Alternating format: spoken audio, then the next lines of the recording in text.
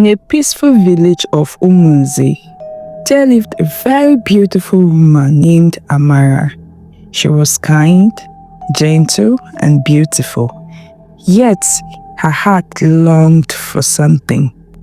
She wanted a child. Every morning before the cock crowed, Amara would kneel on her mat and whisper, "Chukwuna, biko, nyere mu aka.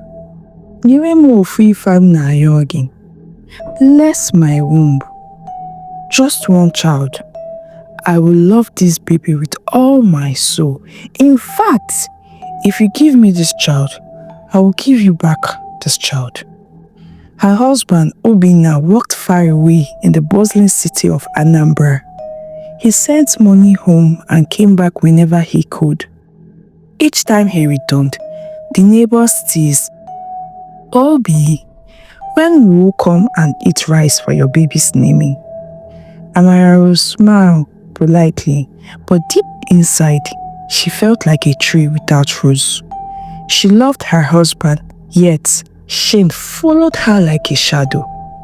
One late afternoon, as the sun bled into the horizon, an old friend from a neighboring town visited. She leaned close and whispered words that seemed like fire and honey. "Ami, why suffer in silence?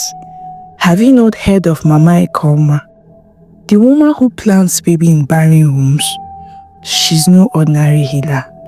Women go to her empty and return with twins, even triplets, ejima." Ha! Amara's heart raced. Is she real? Her friend nodded firmly. Very real. Some say she speaks with the spirits of the river. Others say she holds the key to the moon. Go to her, Amara. She will help you. That night, Amara could not sleep. Her mind was restless. Should she go? Could it be true? She thought of her prayers, unanswered for years. She thought of Obinna, who never complained, but whose eyes sometimes looked tired and sad. At last, she whispered into the darkness, "If this is wrong, let God stop me. But if this is the path, then let my womb sing again." The next morning, her friend led her across narrow bush paths until they reached a large mud house painted with strange symbols. The words, "Fertility Specialist, Mother of Many," were written boldly in chalk. Drums droned faintly in the background. Inside, women sat on wooden benches, their bellies round and heavy. Some clapped and sang praises. "Mother of many, giver of life, your hands bring children like rain." When it was Amara's turn, a voice thundered from within. "Come inside, my daughter." She stepped in. Mama Ikoma sat on a carved stool, her face lined with deep wrinkles, her eyes sharp like a hawk's. She wore layers of wrappers in red, blue, and gold. Heavy beads clinked around her neck. She studied Amara for a long moment and then spoke slowly, as if she had known her all her life. "I see your sorrow. I see the nights you cry into your pillow. You are a tree with dry branches, but I will water you. Twins will dance in your womb." Amara's lips trembled. "Please, Mama, help me." The old woman smiled. It was not a gentle smile. It was the smile of someone who held secrets. She reached into a black calabash and drew out a small bundle wrapped in red cloth. She placed it in Amara's hand. "Take this home. Cook it with yam. Eat alone for 7 nights. You must not speak your husband's name. On the 8th night, the spirits will visit you. If you obey, you will carry your children. But if you fail..." She leaned forward, her eyes glinting like fire. "If you fail, the same spirits who give will come back to take. Not just your womb, but your peace." Amara's heart pounded. Her hand shook as she clutched the bundle. A whisper of fear brushed her ears. What if this is not from God? What if this is a trap? But then another voice rose louder inside her. What if this is the only way? She left Mama Ekoma's hut, the rain bottle heavy in her hand. The evening wind whistled through the trees, and the forest seemed to watch her with unseen eyes. She did not know that from this night onward, her life would never be the same. Weeks turned into weeks, months into months. She did everything Madame Ekoma told her. She ate the yam every day, and soon her belly grew rounder. The villagers began to notice, "Ha, Ami, your time has come, oh. Nah, twins. God has finally answered you." Shyly, pretending she was happy. But when the sun went down and the moon rose, her smile always disappeared. At night, she felt strange. Some days her stomach was so big, it frightened her, yet no baby kicked from inside. Other days, it shrank like air escaping from a balloon. Fear crawled into her chest. She went back to Madame Ekoma. "Ma, it doesn't feel right. I can't feel any baby moving."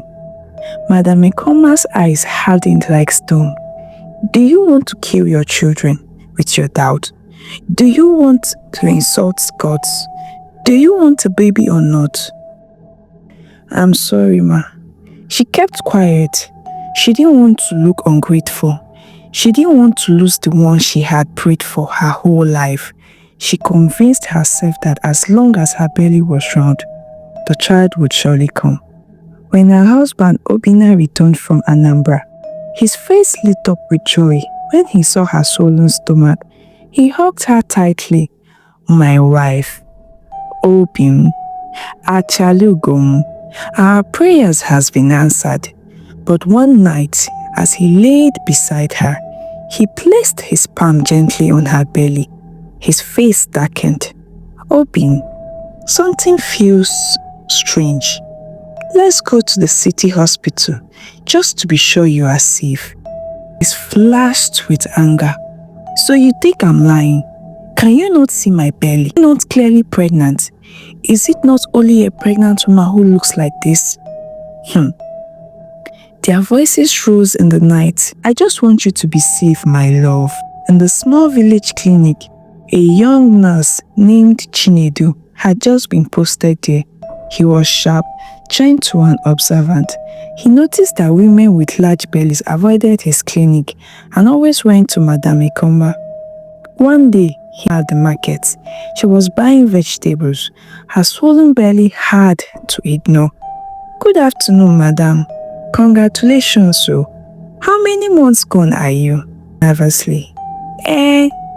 I think over 10 months now, but Madame Ekoma said I should wait.